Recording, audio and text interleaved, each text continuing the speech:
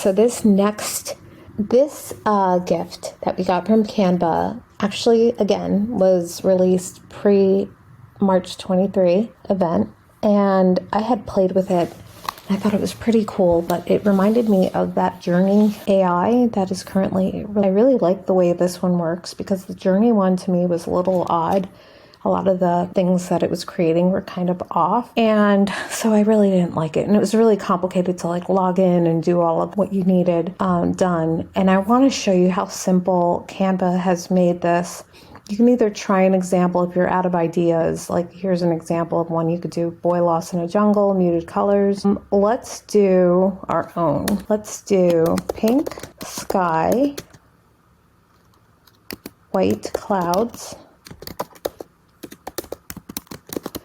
from my airplane window. So there we go. Let's see. We'll do a landscape. Let's see what it shows us. This is in my head. And what I like about it is like there's nothing in the world like it, and you'll get a different one every time almost. Actually, no. I think I've had these before. I was testing this out. So these are the images: that pink sky, white clouds from my airplane window. This is probably a close one to what I was thinking. And check it out. Like, you can use this as like artwork, you know, that you created with AI. It's AI created artwork, but it's unique because it was in your head. And you can, when you're thinking of like branding, you can use this to like brand things that are unique to your vision. So let's see if we add a style to it, what kind of vision it gives us, or how it will end up looking. Oh no, this is actually, I would have added this to the text before. So let's actually say, add a new page, create it again with retro. So we're going to do a pink sky, white clouds from my airplane window, retro. Check it out. Oh my goodness. Very cool. This is sort of what I was looking at. It looks very comic bookish, very retro. If you zoom in, you'll see the little, it's not perfect. It's got a little bit of like the comic drawn. Let's try it again as a photo or as a watercolor.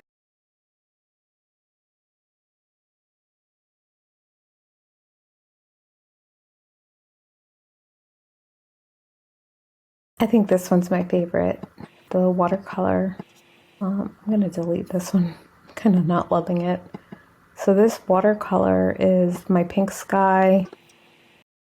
You can see like it does a pretty good job of showing you the little details of the watercolor canvas. So there you go. This is pretty cool little tool that Canva's giving us to create pretty much anything you can think of. So if you can think of it, it will try. I mean, I haven't really played around with doing some other, like, let's see, let's start over. Let's add another page and let's make something like mountain top, a family, and windy. Let's see what it does.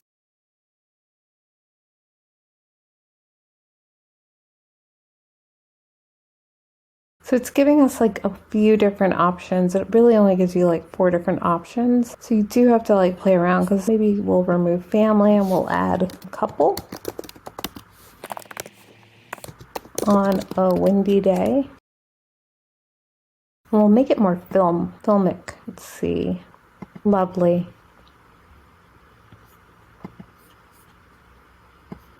I'm really loving how it shows the back of the couple. Maybe we add this one.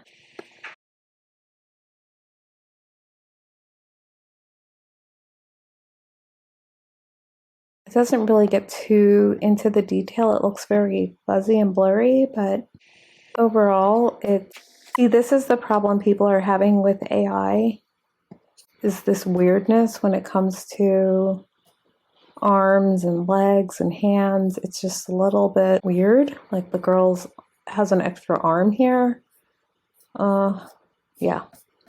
So this is one of the issues AI has been giving a lot of people. It's just the bizarre looking limbs. And yeah, so that's part of the problem with the rendering of images that we're getting from AI. So there you have it, guys. That is text to image from Canva. I'd love to hear your thoughts on this technology, this AI technology, whether or not you're going to be using it in your business somehow, or are you waiting just like I am? Are you going to wait for it to improve and become a better tool somehow to create photography or stills or images, not to ever replace human made art and photography, because you can never replace the human eye. So I am very leery when it comes to all of it, not just the art, but as well the words as well, which could be art as well. So I do have a problem with it right now as it is. It's not rendering correct. And what else is wrong when it comes to AI, right? If it can't get a picture correct, can it get words correct? Can it get information correct? Probably not. So there will always be a human element. I am not angry at this technology. I feel like it will be something we use as a tool to get inspiration, perhaps. But that also makes me afraid, because we are losing our human power to wander and to adventure and to explore. And I don't want AI to replace any of those. I don't want AI to replace wandering and adventuring and exploration. I do have some fears that people will use these tools to the point where we become like glued to our chairs or glued to our homes, and we stop to, we don't stop to smell, to experience and to eat and to taste real life. And I feel like AI will deceive us into thinking that we are doing those things, but we are not. I think as humans, we need to really hone in what we're going to be using AI for, as well as how we'll use it, and really have a plan, have an AI plan that has validation, has verification as well. So as you saw, these images are not validated. They're not verified.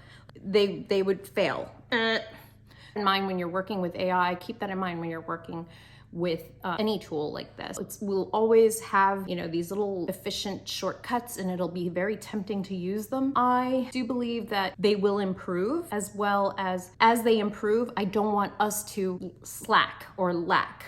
I want us to improve even more than we ever have. Keep that in mind as you're working with these tools. Let me know in the comments what you think about all of the AI, as well as this particular Canva tool, the text to image. I'm a little, like I said, I'd love to hear your thoughts. And if you enjoyed this series, please continue to watch the rest of the Canva reviews, gift reviews, and let me know what you think. Thanks for watching.